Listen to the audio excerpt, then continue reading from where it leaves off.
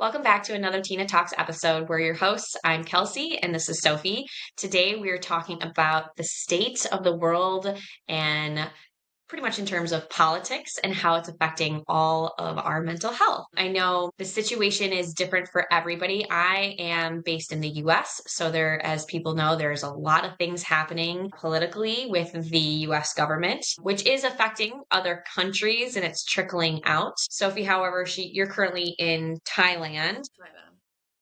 Yeah, and so we were talking a little bit before this call, you don't really get the news there in terms of like on your Instagram, or if you're not looking up the news, you're not seeing anything massive about what's happening in terms of the political atmosphere here in the US, right?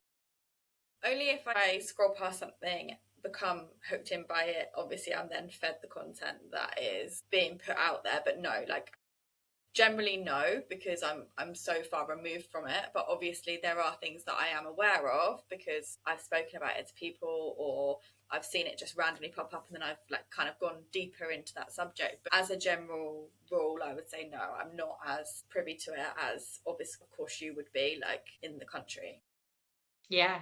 Yeah. So I do want to emphasize that like this episode, we're not talking about who is right. Like, is it, liberals are right, Republicans are right, conservative versus all of that. We're not going down that route of, promoting one versus the other. We want to talk more about how the bombardment and the fear mongering that comes with the news, whether whatever side it's coming from, how much it is affecting our mental health these days. And in particular, with the US, there are a lot of changes that are being made that are affecting individual rights. So, as a female, there are changes that have been made that affect me and that could potentially cause bodily harm to me. It has brought individual fear. I know there are other communities from minorities, LGBTQ, immigrants, all of this stuff where a lot of things are being changed and people are really scared, like really, really scared about what's happening. And so we want to talk more about the humanity basis behind what's happening with the political atmosphere and the intensity of it, and then how that's affecting our mental health and what we can do to manage that when it's a large system that as a single individual we can't change, right? Like this is out of our control, so to speak. I don't know, did you ever feel that way when you were living in the UK? I know you haven't been there for a really long time, so maybe when you were younger you weren't paying attention as much politically, but I think the main comparison I can give, right, is Brexit. So Brexit yeah. obviously was like a massive like political event in the UK, and at the time I lived in Italy. So for context, I've barely lived in the UK for the past 10 years. I've only lived there like 4 out of the past 10 years. So although yes, I am British, I am from the UK, I classify the UK as home. Like in terms of like the day to days going on there, I'm not always like present in it because I don't personally live there. It doesn't impact me directly because I'm not there full time. However, obviously I have interest in there. My friends, my family live there. At some point, who knows if I'll ever go back there. But the most prominent thing throughout like my life that's happened like politically that had a massive impact on my personal life was Brexit. And like I said, I lived in Italy at that moment in time. So there was a lot of obviously question marks because Brexit supposedly was like, oh, we're going to leave the EU straight away and you're going to get your rights taken away. You're not going to be able to live in Europe. I was living in Europe. So obviously there was a situation where I was like, for a minute, like, well, what does that mean for me? Like, if I stay here in Italy, does that mean I have to go home? Like, and actually that situation now, obviously, many years later, that whole situation took what, like 5-6 years to play out in its full intensity, and only really now are we seeing the direct impact of what happened with Brexit in terms of all of the changes that were made. I don't think it was as quick as what's happening in the US, where they are literally like overturning things like as they speak it out loud. That happened over a long period of time, and now yes, that actually does impact me because I'm a British passport holder who travels full time, right? So when I go to Europe, when I moved to Italy the first time round, I could just move there. I didn't have to think about it. I literally packed a bag. I could move to Italy. I got a job there. Obviously, I had to get a contract to be able to work there and stuff. But I didn't have to think about visas. I could literally just get on a plane, take my stuff, off I go, set up my life there. Now I really have to think about that. And as somebody that doesn't particularly want to live in their home country, I definitely can feel big impact of that, because I now have the same rights as most people around the world. Like, I can only stay in Europe for 90 days, which, yeah, for most people that's totally okay, right? Like, the average person that travels a couple of times a year is not never going to use that 90-day allowance. Whereas for me, like, I enjoyed having the flexibility of being able to move wherever I wanted, set up a home wherever I wanted. Like, I don't want to live in my home country, so now it makes my life a lot harder. And don't get me wrong, I'm not complaining, because I know that so many more nationalities have it way worse off than I do, where it's harder for them to get visas and stuff. I'm just saying, from like a personal perspective, that's how that political situation has impacted my life.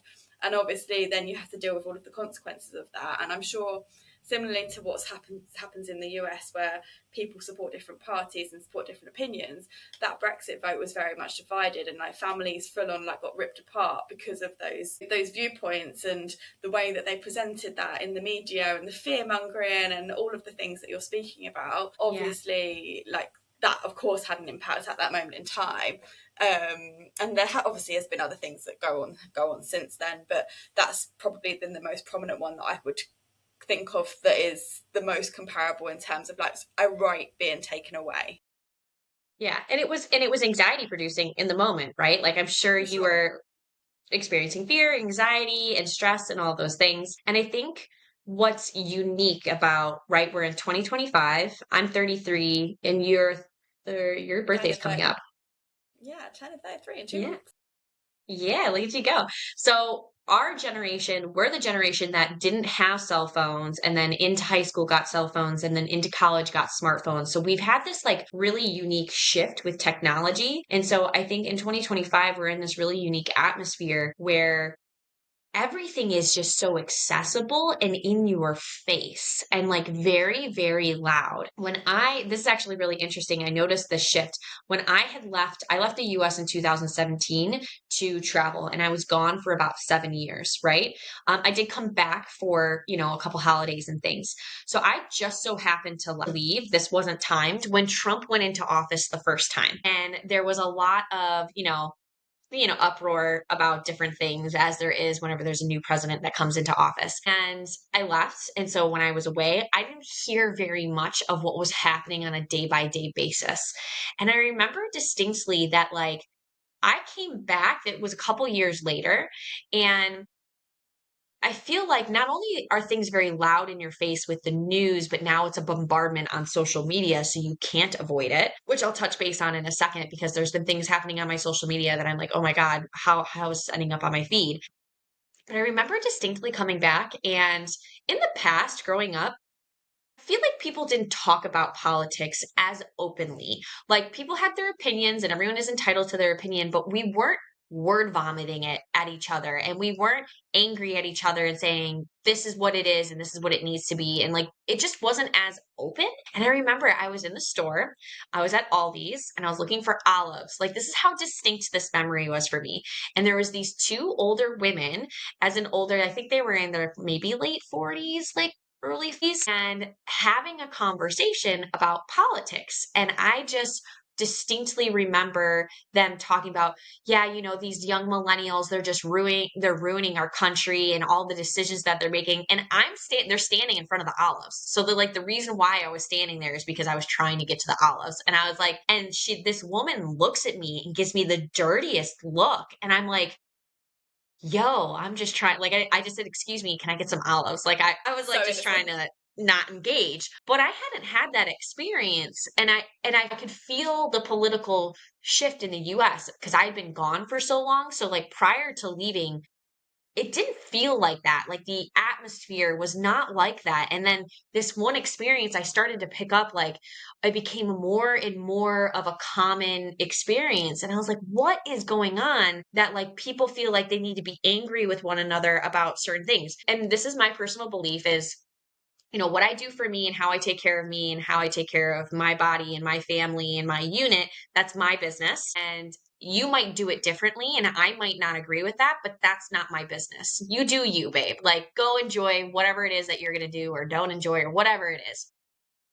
I'm not going to put my opinion on you. And as long as, you know, you're not physically hurting people like actively, okay, fine. Like we're all good. So, and I know that stems into a whole conversation of people will be like, abortion, you're hurting someone, whatever. That's a whole nother conversation for another day. But I've started to notice, right? Like you turn on the TV, like even in TV shows, things are becoming like hyper politicized in one direction or another. My Instagram, so now Trump is in office here for his second term, and I noticed immediately, it was like leading up to the election, there was a lot of political things that were being posted on Instagram and accounts that like have nothing to do with politics. So there's this one account, I think it's like called Poets Globe or something, and it's all poetry. Solid background with some words, that's it. All of a sudden, this account would like I would come across like a very hyper political, like politicized post, and it would be in one direction or the other. And I'd be like, what is this? Like, what is this? Like, what is this account? What am I, am I following this? And it was Poets Glow. And I was like, that's weird. And so I like went to their account and I saw that like their normal feed, and then they had one very political post. And I was like, okay, well, I'm not gonna delete the account because I don't think this is very common for them. And then I started to notice that would happen frequently. But what they would do, they must either have gotten bought out or they're getting paid a large amount of money to promote certain political platforms. And they'll make a post, they'll keep it for like 24, 48 hours, and then they delete it. And so then when you go to the account, they have millions of followers. When they go to the account, it just looks like the normal account, but then every once in a while this image will pop up on your feed, and I noticed it happening with multiple accounts. So now all of a sudden my feed is flooded with all these really political things, right? Like unfortunately, there's a large population of Americans that are uneducated, and I'm not saying it is their fault. We have a broken school system and things like that, and then poor economic, you know, standings contribute to that. But a lot of people are uneducated and they don't recognize, and I remember this was drilled into us at school. You need to verify your sources. Social media is not a verified source. And I won't watch Fox News, I won't watch CNN, because both of them, if you put them side by side, they say the same things and it's the fear mongering, but like in the different, and then they're promoting a different direction of it. But it's very intensified because it's meant to evoke an emotional response. And the same with social media, right? And it's to like drive this wedge to polarize people, because at the end of the day, that's kind of how you control people, is by like pitting them against each other and creating this divide and all these issues, and keeping people stuck in this fight flight freeze mode because they're just trying to manage, right? And so I've noticed that like I don't watch Fox News, I don't watch CNN, I don't want politics on my Instagram. If I'm going to keep myself up to date about what is happening politically, if I want to know what's happening, if my rights are being affected, what I can do to be involved and, to change and campaign or whatever, I'm going to have a couple of core sources that I'm going to go to that I know are not, what's the word? Theatrical, I guess you could say, that are just giving they're just giving the facts and they're not giving their own political opinion and twist on it. And I will compare across multiple sources and then make an educated decision or thought about the situation. But I feel like we're bombarded by everything that it's really hard to not like on a daily basis be like, oh my God, I feel like my rights are being taken away. Oh my God, this thing is happening. And, what are we going to do? And there's like a mass panic that's happening and people's anxieties are spiking. I know I have friends who are therapists and they're like, oh my God, this is all anybody can talk about. People are terrified and they can't focus on anything else. And I think it's part of my French, but it's bullshit and it's wrong. Yeah. Do you feel like when you see these posts, what does that evoke in you? And are you looking at it like a sense of, right, can you compartmentalize that and say, right, this is the news, they make money off of fear mongering people? Or do you kind of like get sucked into that as well, and like that makes you more nervous for what's to come? Or like, do you go back and revert back to the facts, like you just said, you don't look at certain sources? Do you try and figure out the facts versus like the fear mongering? Like how have you been navigating that? Yeah, so I'll give a really good example. Last night I was scrolling on some stuff and someone made a very like hyper polarizing, it's a hook, hooks are meant to grab you. They are meant to stimulate emotion. And it was about something that Trump has put in as an executive order that may have gotten passed in the House of Representatives. And it was in the frame of women's rights. So, right? Like, it caught me, and then I was like, "Oh my God, is this true?" And then I like opened it, and then she like linked a source, and I looked at the source. Source was totally biased. 100% biased, very biased in the liberal direction. And I was like, okay, so this isn't facts. So then I went to the other sources. I started to go onto Google to look up other sources. And also these days, because people like Mark Zuckerberg, Elon Musk, all these high tech people are now joining with government forces. You can't trust even some of the sources that you're digging for. You have to get a VPN. You have to go in incognito mode and you have to see if you're going to be given the right information. Because, and I will say this, I noticed that when I did look up political stuff when I was living out of the country, I lived in Vietnam, right, for 2.5 years, and I would hear things from my friends and family. What the information and the things that I would see was completely different than what they would see. And I was not within that bubble. So I had, I think, more access to different sources and to different information, because you have to remember the media is very propaganda based. Massively. So, right? But like I I'm educated, and was taught that I have to look for different sources. And then I've also been very privileged enough, granted, I busted my butt to do it, to live outside the country for an extended period of time. So I was able to see from an outside perspective in. And I actually learned quite a few things about my own country that I had never realized because of living in the US. And I was like, oh, it's very interesting. I would have never realized this had I been still in the US, because you receive different information, you see different views and different angles. And so I have these things working for me in terms of like being able to recognize, oh, this post, it does grab me. It gives me the attention, like it grabbed my attention and it stimulated some emotions. And I can go and look at the source that's being provided and I can recognize this is very biased in one direction or the other. And then I have to go and do the legwork to find the information elsewhere. Yeah. I do think there are a lot of things happening that, like, in one way, people are like, this is supposed to protect us. But in the other way, it's really trampling on people's abilities and basic rights based on, right? People with certain economic standings, lower education, lower socioeconomic Women. status, Women. Like for women. Yeah, me, like when I look at stuff like that I do see pop up, and it's obviously I think I get more targeted more than like the different like women. economic groups. It's more like the stuff that's targeted towards women, and I just feel sad. Like I'm like how Yeah. is that even possible?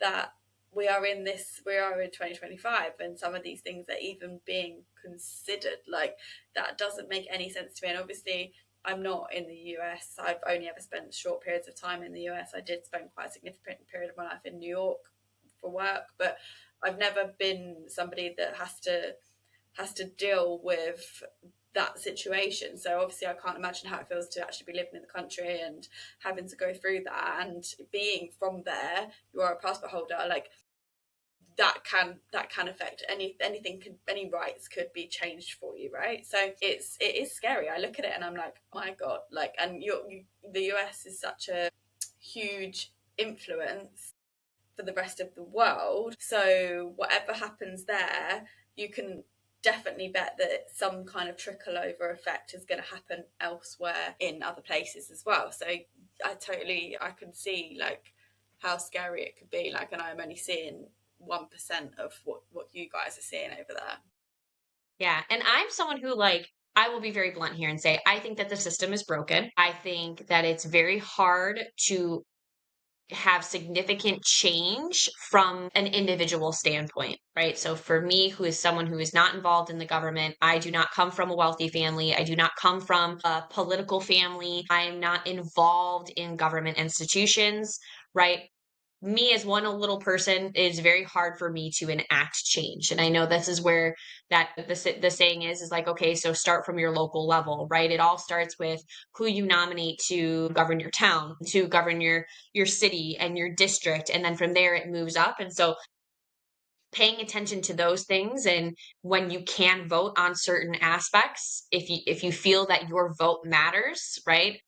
That's a whole other kind of route you can go down. Does your vote actually count at certain times? Do what you can that's within your control. The other aspect, so that aside, put that aside, knowing that on a daily basis, what's in my control is that I don't want to watch the news. I do not want to hear every single day what our president, Dem, Republican, whatever. I don't need to hear every day what's happening. When I want to check in and review and see, like, okay, is there something happening? Is there something I can vote for? Is there something I can be involved in? Then I can choose to do that. But when you're bombarded by it, that's where you have to start putting in more firm boundaries, I believe, because it's just going to feed into the anxiety. And I know some people listening to this might be like, well, Kelsey, like it's so everything that's happening right now is happening fast and loud and intense, right? Like it's really impacting people's individual rights on a day by day basis. And and I feel for them. I feel for that. I really do. Again, I come from, I guess how I look at it is I come from a house with a lot of trauma. Like, I was on my own at 16. There was a lot of abuse in my house. I have not had anybody help. I have not really had a lot of help my whole life. I can look at that situation and really let it feed my anxiety and feed my fears and feed my depression. I've had major depressive episodes and things like that, but I don't want to be broken by that. I don't want to be kept down by that. I am going to focus on what is within my control and how I can manage that. And I think this is kind of the same situation. So for certain people, what's happening in the political atmosphere, it's a toxic, abusive, not great situation. And I hear that, I see that, I recognize your feelings, and it's important to acknowledge those things. But at the end of the day, right, we can't, there's nothing I can do to change that for you right now. Or for like, right, for myself, I cried when Roe versus Wade was turned over, but I'm not going to sit here and like let it consume every moment and thought of my day. I'm going to focus on what I can control and how I manage my day-to-day emotions. And I don't want to be bombarded by things. So I delete things now that, like, if they put a political post, deleted, you're out. I don't care in what direction it is. I don't want to see it. There are a couple of accounts that I do follow because that's where I get like an update of did something happen? And then from there, I go off of the platform and I go and do my own research. But like, I don't turn on the news. I don't want to be having these conversations with family members. I know there's a lot of family and friends that have different political beliefs. For example, there's a new group of friends that we have, and I didn't know this. We have very different, I think, political beliefs. And it was very brief, like how I found out. There was no interaction or anything like that. Guess what? We don't talk about politics. We like to go out and do the, activities that we like to do with one another, and we have a great time. They are wonderful people. They are fantastic. We don't talk about politics. What they want to, invest in and believe in is totally for them. And they're some of the kindest, most supporting and caring people I have ever met. And we have a great time. We don't need to go, part of my French, balls deep into each other's beliefs. Conversation. And I see older generations, like for example, the boomers in, at least here in the US, all they want to talk about is politics. They want to drive certain points. And it's like, that's cool, man. You can have that conversation with somebody else. I don't need to be that person, Yeah, right? it's true. I think regardless of what subject we're talking about on the news, like it could be anything, right?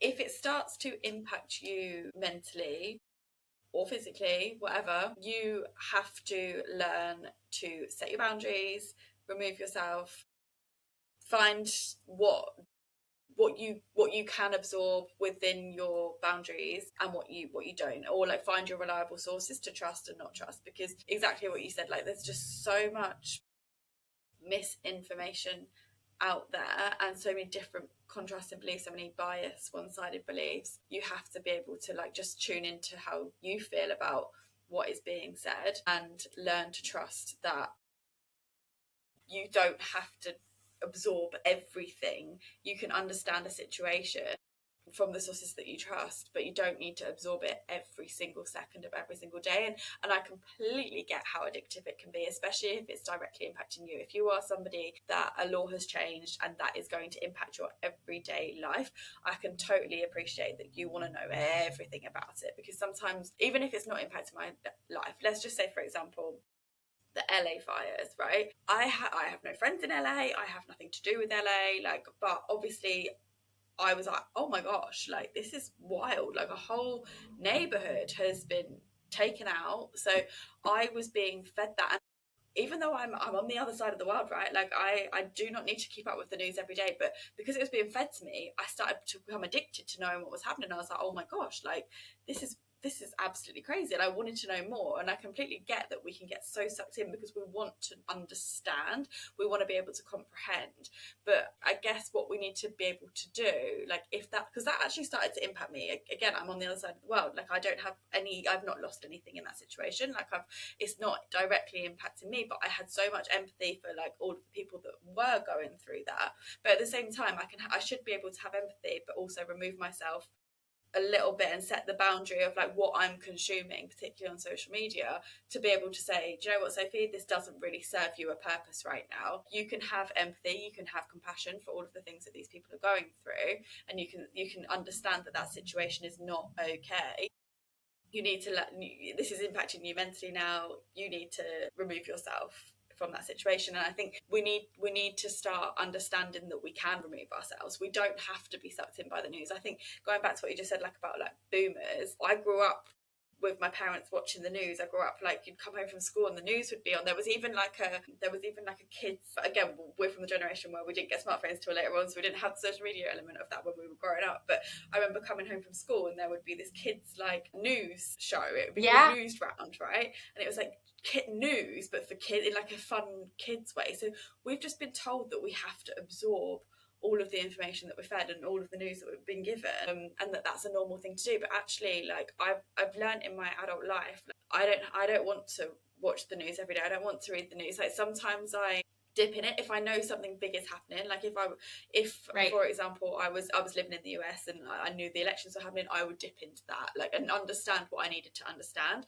But I would try to stay as far away from it as I possibly could, and only maybe compartmentalize and look at the things that were directly going to impact me. But exactly what you said, like there's so many things that are going to be out of our control, and I think we have to be able to focus on the things that are in our control, which is our reaction to the things that is going to be happening.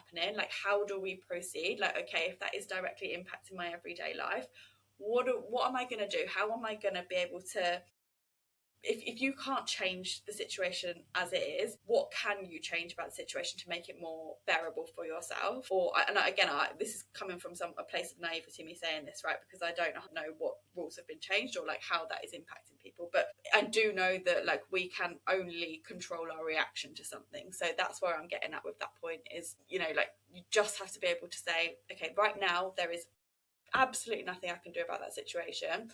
I want to understand the situation, so understand it as much as you possibly can, but then focus on the thing that's in your control. And that is going to really be a massive weight off of your shoulders, because if we focus on the things that we can't control, it just bogs us down, and we're just going to get stuck in a place where even if there was something then that potentially came up that we could change, could control, we're not going to have the energy to do so, right? We're not going to have the energy to invest in it because we've been so sucked into all of the negativity and all of the things that haven't been making us feel good. So I feel like that's a really Yeah. important point, like to focus on the things that only we can control and we can Yeah. change. Yeah, I mean, I think like what it sums up to, and I know anyone who listens to anything about mental health or anything like that, your like term, the key to always focus on is boundaries. And it's not about just boundaries with other people, but it's about setting boundaries with yourself. Like I know I have some friends, like they love the news, but they like so they over consume it. And it's like and then they start feeling like crap and they're like, why do I feel like crap? And it's like, well, you have to regulate yourself, right? The idea is that when we're children, our parents help us learn to regulate and they help partially regulate for us. And then as we become adults, we need to learn to regulate. And I understand that a lot of the previous generations didn't know how to regulate themselves and therefore struggled to regulate and help their children learn to regulate. And so as adults, there's, I think our generation and younger generations, we have really stepped into those shoes of trying to regulate better, to parent ourselves as much as we need. And that looks like setting boundaries for yourself on what is your social media use, what is your, news watching behavior and habit, and the types of conversations that you're having. Now, obviously, right, setting boundaries with others because we can't control other people and how they speak to us and things like that. I understand that it comes, and I want to acknowledge this, it comes with this added layer when you start to learn that close people in your life, friends and family, share very different beliefs about specific things that might affect you, right? So, as someone who believes that, like, my body is my right, it's my autonomy and how I take care of myself, when someone tells me that I don't deserve that right for whatever reason, it's very upsetting to me. And if I had a family member who was in my face about it a lot, that would really cause a rift in the relationship. And it comes with a whole nother, boast of emotions. And I think that I want to say that it really sucks. I know that this might be more intense for people who are in the LGBTQ community. I know even with like immigrants or other people of minorities that are legal in the US, but right, these problems exist everywhere in the world, mind you. This is not just the US. Like racism, xenophobia, misogyny, all this exists everywhere else in the world, just under different contexts. And so I think when it starts to become apparent that it's within your really core unit, I want to acknowledge that sucks. And I'm sorry. It hurts to not feel supported by the people that you love and that you feel should support you. But again, this comes back to that kind of analogy, right? I came from a family that had a lot of abuse and a lot of anger, and they did not help. I did not have parents. My mom was not what your mom should be, right? Like things like that. And I remember this distinct thing that my therapist told me, and she said, sometimes people just aren't capable of meeting you where they're supposed to meet you, right? So when you think of a mom is supposed to do X, Y, and Z to support their child, right? That's the idea. You have a kid, you want to support them and help them grow up, and they're just not capable of doing it for a variety of reasons because of maybe their own baggage, their own trauma, their own poor decisions, whatever it is. It doesn't matter what the reason is. At the end of the day, they're not showing up how they're supposed to be showing up, and that's out of your control. And so unfortunately, as much as it sucks, right? The trauma is not your responsibility, but the healing is. And you have to somehow grasp within yourself, right? I can love this person from afar. I can have a different type of relationship with them, but accept that it's never going to be the relationship that maybe you wanted. And that's hard. That takes a lot of cognitive reframing. That takes a lot of self-love and self-awareness and self-care. And but again, it comes to recognizing that, acknowledging it and the feelings that come with it, and then setting the boundaries to protect yourself. Set boundaries for you, boundaries for them.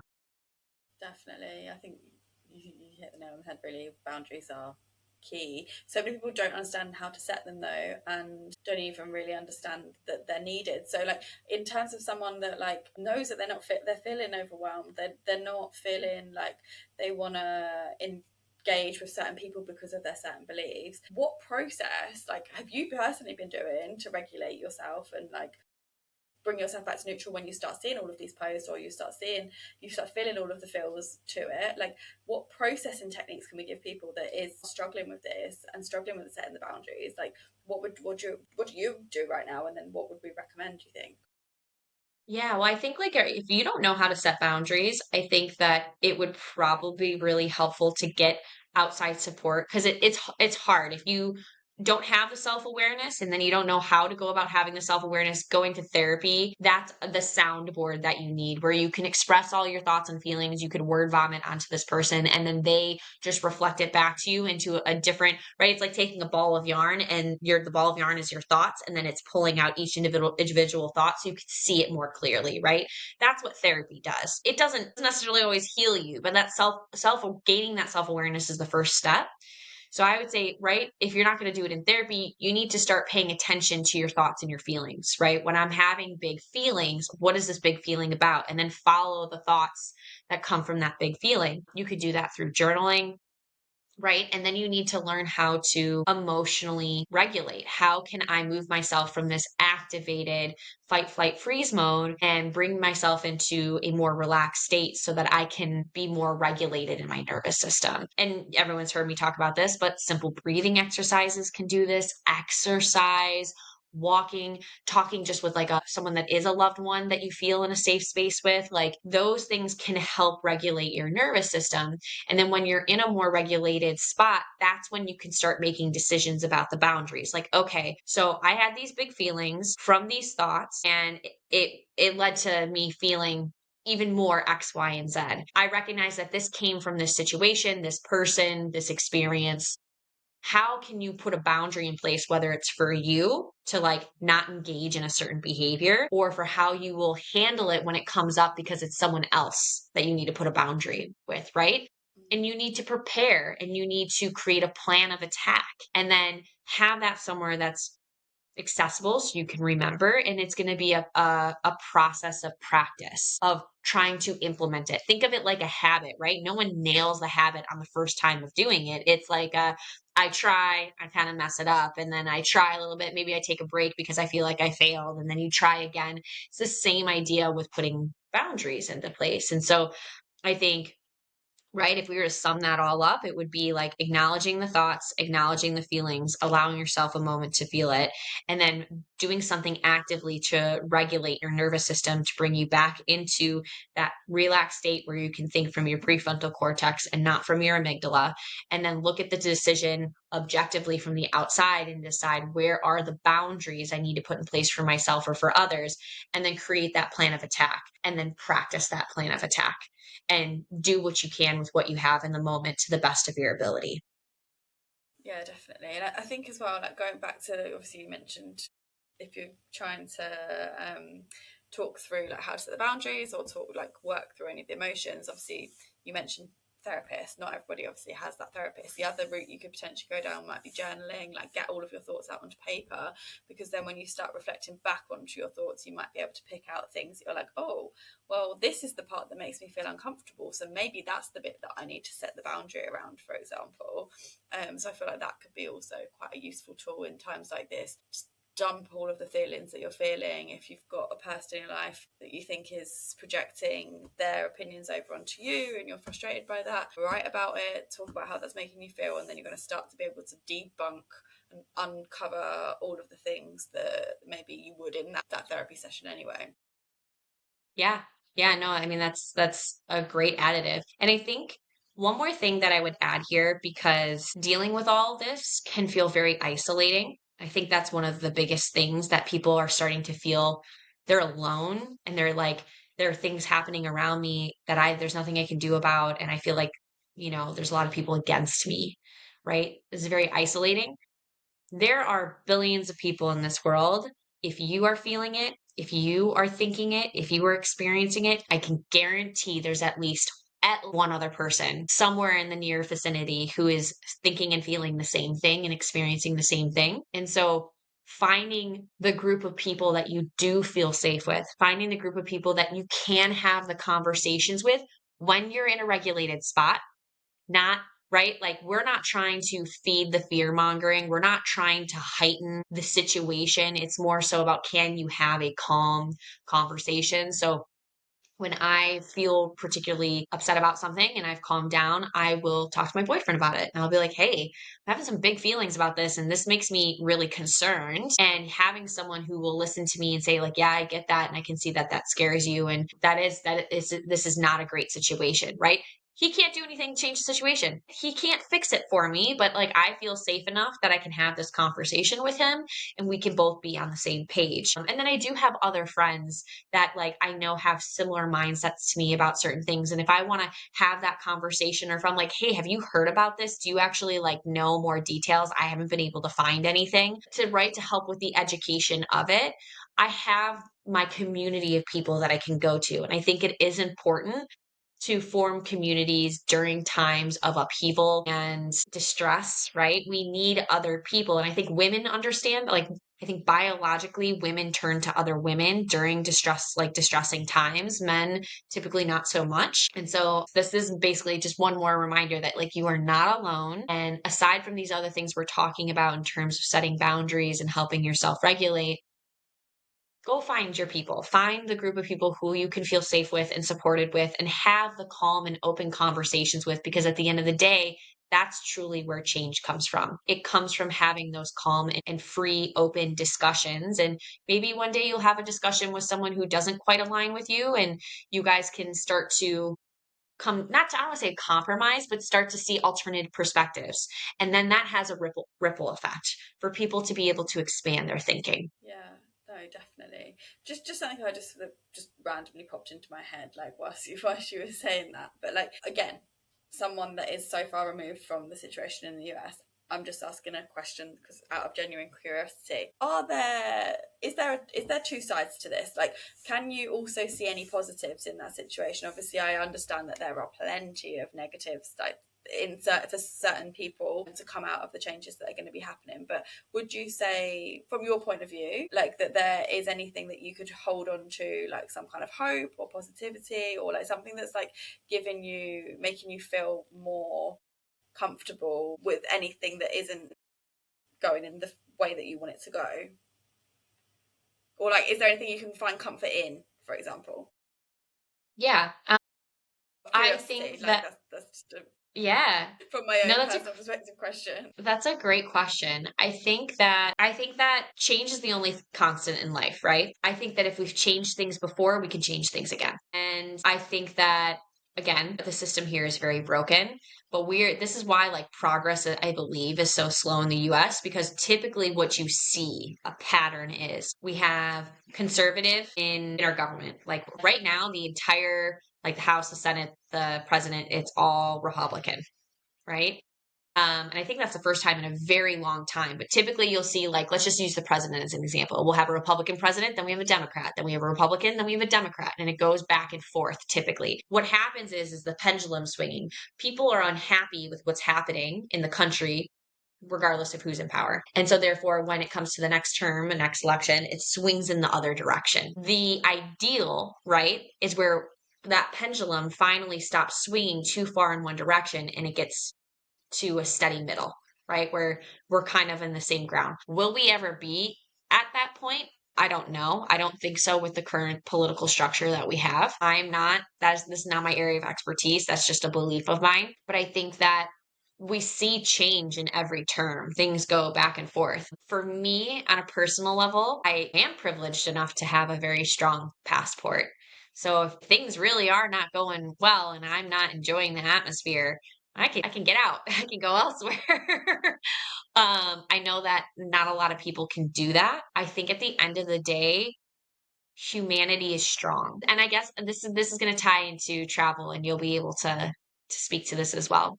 When I first was leaving the country and I was going places like Vietnam, Indonesia, Australia, wherever, people were like, "Oh my God, like Vietnam in particular, you're going to go to Vietnam." Or I went to Colombia and I lived in Colombia last year. "Oh my God, you're going to die. It's so dangerous." Da da da da da. Like people are terrified. Again, fear mongering, right?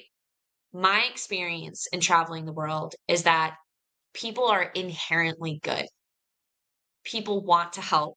People want to show you their culture. People want to connect with one another. I mean, in our biological DNA, if you break it all the way down, we are meant to connect and build relationships and procreate and grow and build. We are an organism that we want to continue to exist and survive. And that happens through community and connection. So I think like that's where my mind goes. Like change is the only constant we have. If we've done it before, we can change again. And I like to believe in the inherent goodness of humanity. Nice. The reason I asked that question is just like obviously hope brings a lot more kind of like peace to people. Like, so if there is something that you can obviously feel your feels about all of the negative things that you perceive to be happening, for sure. But like, if there's something that you can hold on to, that you can see like some kind of hope in it, that is sometimes what is going to get you through. So even if none of the other things that we've suggested today resonate, maybe that might. So that's just why I wanted to ask that question, just to see if there was something else that people could kind of like look at and focus their attention on, rather than just be sucked in by all of the shit that they're seeing online, basically. Yeah, and I think this is gonna be a little bit of an intense statement. We're only here for a short amount of time. Like the individual lifespan is super, super short. And can some really bad things happen during that period of time? 100% can. But I think like I just I'm trying to live life to the best that I can with what I have and experience what it brings me fulfillment and happiness and to do it in a safe enough way, right? And I think that's all that we could do. We could do the best that we can with what we have and try to, right? Try to make things happen for you, right? At the end of the day, the things that happen to us are not our responsibility, but it is our responsibility to handle it, to grow through it, and then to thrive, right?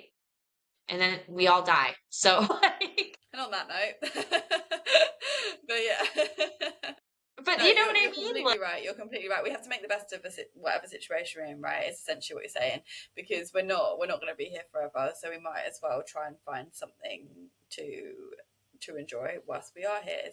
Yes, don't get me wrong. Crappy things happen in life, bad situations happen, present, whatever. But at the end of the day, we are only here for a short period of time, and if we can try and find something to make it easier for us in that time, then absolutely we should be doing that. yeah. And this will be a good positive note to end on. Like I said, 2025, we are in a very, very unique position with the access that we have to everything with the internet. So your ability to make money, to build connections, right? Right. It can go the other way where we're bombarded with like negative connections and, we can lose more, like things like that. But our ability, no matter what your socioeconomic status is, some have more barriers than others. I'm not saying that like some people have it easier than others, for sure. But today, I think like there's like, I mean, at least like 6 billion in the world. What is our population? Like 8 billion, 6 or 7 billion have access to internet or can get access. Maybe not consistent access, but has access to internet. We have more resources and tools at our hands to make the changes that we want to see for ourselves, at least on an individual level. So, right, if it's like a matter of, I don't want to live here anymore, but I can't afford to go somewhere else. Well, you have the tools at your hands to figure out how to make money or how to get a job in another country and all the countries that have been opening up, visas and job applications for foreigners. Like if there's a will, if there's a Definitely. will, I there's a agree with way. that And as I well. think, yeah, we're in just this unique atmosphere right now where we have more access to this than we've ever had before. No, I completely agree. Completely agree. So yeah, I think maybe that's a great note to leave on. I know that this doesn't solve anything that's happening in the world. And as we said, you guys know you're not alone in this. It's still going to be okay.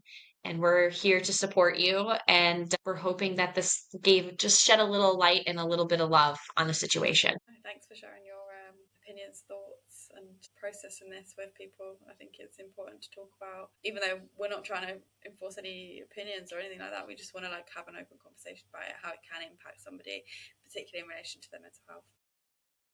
100%. Awesome. All right. Until next time, guys. Thanks for joining.